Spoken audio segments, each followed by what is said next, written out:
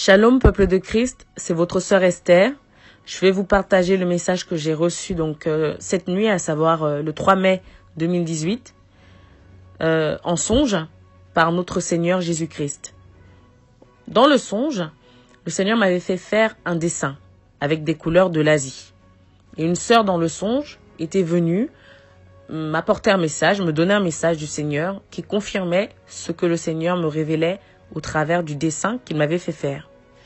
Et la sœur me disait ceci, que ce qui se passe en ce moment en Asie, en fait, ce sont des semblants. Qu'ils sont soudés, mais pour un but en fait, qui avait un rapport avec la politique. Pour quel événement? Qu'est-ce qui va se passer? Je ne sais pas, mais c'était pour un plan en fait. C'était pour quelque chose qui allait se dérouler, mais de significatif en fait. Et donc que nos regards devaient se tourner aussi de ce côté-là, de ce qui se passe en Asie.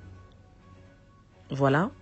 Ensuite, je me suis retrouvée en Côte d'Ivoire.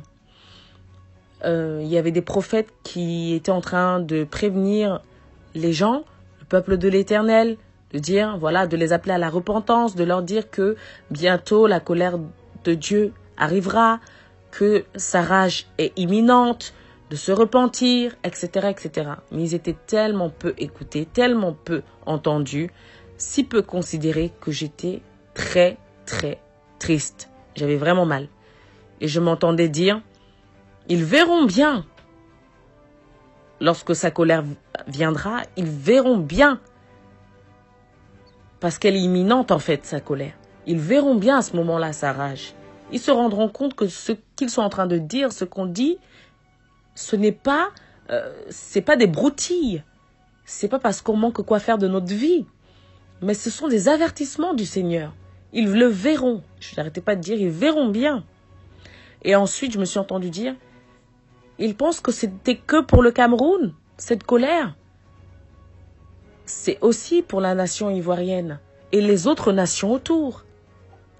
En gros, pour dire, plusieurs autres nations seront touchées par cette colère. Il n'y a pas que le Cameroun. Waouh. Le Seigneur m'a permis, plus tard dans le songe, d'assister au Cameroun, dans mon village natal, Banjul. Pour ceux qui connaissent bien, il y avait comme des coupeurs de route et vraiment enragés. Et je comprenais pas, parce qu'ils avaient tous, comme sur leur t-shirt ou en eux, je sais pas, j'arrivais à voir Shekinah, Shekinah, Shekinah. Et je pensais en fait que c'était un bon esprit. Je pensais en fait que c'était pour quelque chose de bien, même si j'avais peur, puisque bon, je les voyais là avec des machettes ou je ne sais quoi. Enfin, je voyais bien que quelque chose se passait, j'étais terrifiée. Mais comme je voyais Shekinah, il me semblait que c'était peut-être pour Dieu ou quelque chose de... Voilà. Et en fait, non, pas du tout. Et quand j'ai commencé à vouloir parler ou penser à Christ, je ne sais pas ce qui s'est passé. C'est comme s'ils m'ont repéré. Et là, j'ai voulu faire comme si de rien n'était et avancer. Mais ils m'ont dévancé. Ils voulaient entrer là où on habite, en fait. Voilà, chez mes grands-parents. Ils voulaient, en fait, entrer là-bas avec cet esprit-là, en fait. Et c'est comme si c'est cet esprit qui les dirigeait, qui les dominait. Car en fait, j'avais aperçu que lorsque des personnes, en fait, ne sont pas... Comment on peut dire ça? Lorsque l'un d'entre eux faisait quelque chose rempli de haine, c'est comme si cet esprit voulait profiter pour le féliciter. Comme s'il le félicitait, plus il avait de la haine ou des attitudes vraiment machiavéliques. Bah, en fait, il mettait Shekinah sur son dos. Alors, qu'est-ce que ça signifie? Je vous laisse vous-même interpréter, mais c'était ça. Je vous dis ce que j'ai vu. Il mettait ça, Shekinah, sur son dos. Je ne sais pas si eux, ils arrivaient à voir ce que cet esprit faisait, mais moi, j'arrivais à voir ce qu'il faisait, en fait. Et j'étais vraiment étonnée qu'ils veuillent emmener ça. Ils veulent nous faire croire, en gros, que c'est quelque chose de bien ou qu'on doit être forcé à croire en ça, en fait. Et bref, en la gloire de Shekinah ou je ne sais quoi. Donc, c'était un peu ça. Et c'était terrifiant de voir tous ces coupeurs de route, de voir le climat terrifiant qui régnait en fait. Donc, bien-aimé, le Seigneur, par là, veut vraiment nous faire comprendre que sa colère est imminente pour ces nations. La nation ivoirienne, la nation camerounaise et les autres nations autour. D'autres frères et sœurs ont reçu pour la France, d'autres le Japon, d'autres la Martinique, etc. Sa colère est imminente. Bien-aimés, repentons-nous. Venons à Christ d'un cœur sincère. Venons à Christ dans l'humilité. Ne nous appuyons pas sur notre intelligence, sur nos a priori, stéréotypes, mais cherchons la vérité et venons à la vérité. Ainsi, Christ nous montrera le chemin et nous donnera la vie, puisqu'il est le chemin, la vie, la vérité. Bien-aimés, c'est ce que j'ai reçu du Seigneur, que je voulais partager avec vous. Voilà, il nous a prévenus. À bon entendeur, salut. Et voilà, que le Seigneur vous bénisse abondamment. Qu'il touche vos cœurs afin que vous receviez ce message vraiment dans son amour. Que vous soyez reconnaissants envers Christ pour ce message, pas envers moi.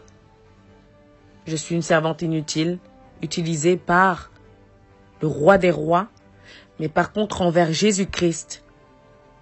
Parce que oui, merci Seigneur pour tes avertissements. On ne pourra pas dire que on n'avait pas été assez prévenus. Oui, Père, car tu as continué de nous avertir. Bien-aimés, écoutez ce message avec le cœur. Je vous en prie, ne le méprisez pas, ne le rejetez pas, car il vient du Seigneur. Et agir ainsi, c'est comme si on méprisait directement Christ. Mais éprouvez mon esprit, demandez confirmation au Seigneur. Vraiment bien-aimés, sortez de l'occultisme, sortez du paganisme, sortez de l'idolâtrie, sortez de chez les marabouts, sortez des dogmes d'hommes qui ne sont pas du tout conformes avec Christ et Christ crucifié, avec la parole de Dieu. Bien-aimés, le Seigneur arrive bientôt. Le Seigneur arrive rapidement, soudainement, comme un voleur.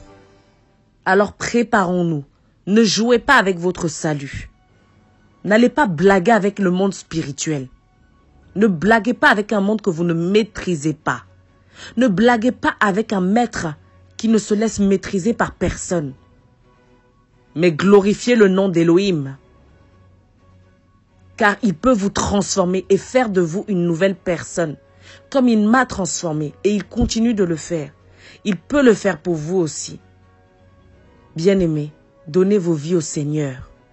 Laissez cette rébellion. Laissez cet endurcissement. Mais ouvrez-lui vos cœurs. C'est tout ce qu'il demande. Soyez bénis au nom de Jésus-Christ. À bientôt.